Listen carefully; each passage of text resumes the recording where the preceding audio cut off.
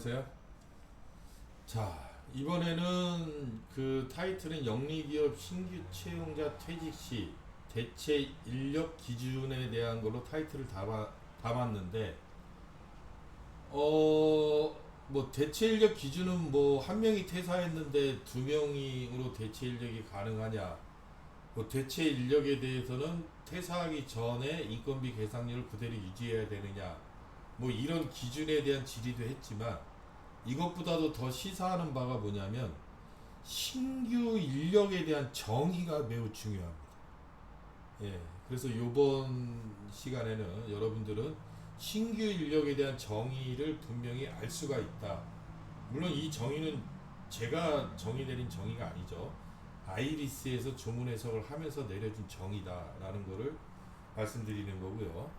자, 내용인즉슨 이래요. 그 참여 기간이 2024년 9월 1일부터 2025년 12월 31일인데 이때인데 신규로 채용된 인원이 2025년 5월 말로 퇴사를 했어요. 5월 말로 9월 1일부터 5월 말까지 참여를 했고 5월 말일부터 퇴사를 해서 6월 1일자로 누군가를 대체를 해야 되는데 그 대체 인력이 첫 번째 한 명, 첫 번째는 입사일이 1월 1일인 사람. 예, 과제를 시작하기 전인 것 같아요. 예, 유예를 그냥 과제 기간으로 봅시다.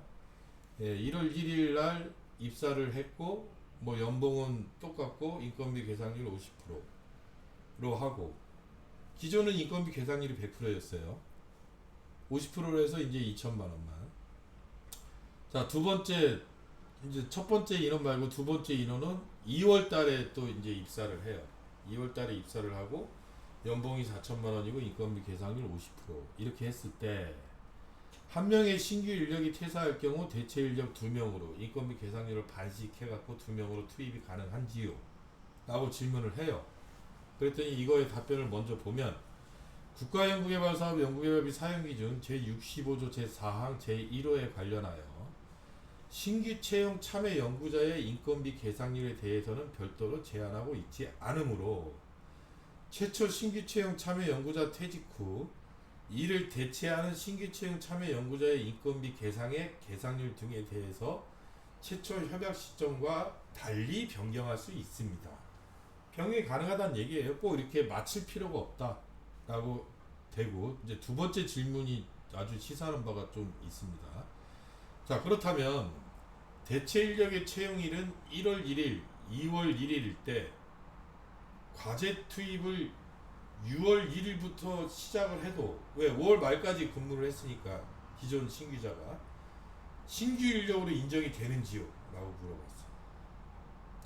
이거 내용만 보면 채용일이 2025년도 1월에 2월에 새로 채용을 했으니까 새로 채용을 하고 몇 개월 있다가 몇 개월 그냥 바로 투입한 게 아니에요. 몇 개월 있다가 6월 1일부터 신규로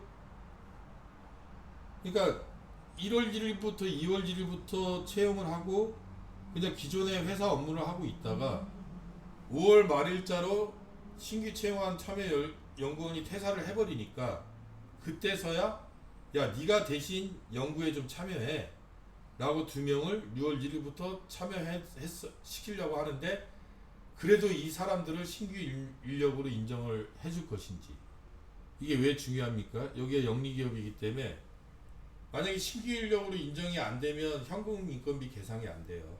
기존 인력이면 별도로 전문기관에서 인정해주는 예외 조항이 적용되지 않으면 현물밖에 안 되잖아요. 그러니까 매우 중요한 부분이잖아요. 신규로 인정받는지 아닌지는. 자, 그랬더니 답변을 어떻게 합니까? 고시 제65조 4항 제1호에 신규 채용 참여 연구자는 자, 신규 채용 참여 연구자에 대해서는 현금 인건비 계상이 가능하다라고 인정을 해주는데 기존 인력에 대해서는 현금 계상이 안 돼요. 원칙적으로는. 그렇다면 신규 채용 참여 연구자에 대한 정의가 되게 중요하죠. 누구를 신규 채용을 어디까지 볼 건지 되게 중요하지 않습니까? 그래서 답을 주면서 신규 채용 참여 연구자는 과제 참여를 전제로 채용하는 투입한 경우를 의미한다.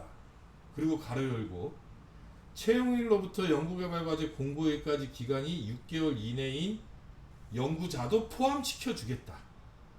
예, 공고일로부터 소급해서 채용일이 6개월 이내인 자도 포함을 시키되 중요한 게 뭡니까? 과제 참여를 전제로 채용한 자를 의미하는 거예요. 애초부터 채용할 때 과제 참여를 시킬 목적으로 채용이 됐어야 되는데 따라서 문의하신 상황에서 대체 인력은 신규 채용을 지원하고자 하는 규정 이게 뭡니까? 현금 인건비 계산 가능한 규정이죠. 신규 채용을 지원하고자 하는 규정이 여기에 부합하지 않는 것으로 판단된다. 뭘 위반했어요? 애초에 과제 참여를 전제로 채용하지 않았어요, 이 사람은. 그러니까 과제 참여시키려고 신규 채용한 게 아니라는 겁니다. 입사일이 1월 1일, 2월 2일이라는 얘기는 그냥 뽑은 거예요, 회사가. 회사가 뽑아놓고 몇 개월, 5개월이나 4개월을 그냥 다니고 있다가 기존에 신규로 과제 참여시키려고 뽑은 신규 채용 인원이 퇴사를 하니까 그제서야 이 사람을 대체해서 인력으로 투입해 라고 해놓고 날짜가 입사일이 2025년 과제를 시작한 이유니까 이러면 신규로 봐줄 수 있는 거 아니냐라고 주장을 하는 거죠. 날짜로만 본다면 신규로 볼 수 있겠으나 문제는 왜 아니라고 합니까? 지금 이거 회계법인에서도 답변 잘못 주고 있는데 무지 많습니다. 아마 정동회계법인도 제가 이거는 교육을 할 텐데 정동회계법인에서 혹시 본부장인이 제 강의를 듣고 혹시 우리 구성원이 다른 답변을 하면 꼭 저한테 얘기를 해주시던가 아니면 이 강의 자료를 들려주세요. 여기 뭐라고 돼 있습니까? 신규 채용 참여 연구자라고 함은 정의잖아요. 과제 참여를 전제로 채용하는 거를 얘기해요.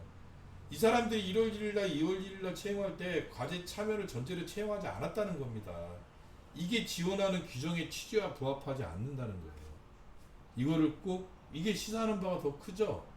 따라서 애초부터 과제를 참여시키기 위해서 채용해야지 신규 채용이라는 거예요.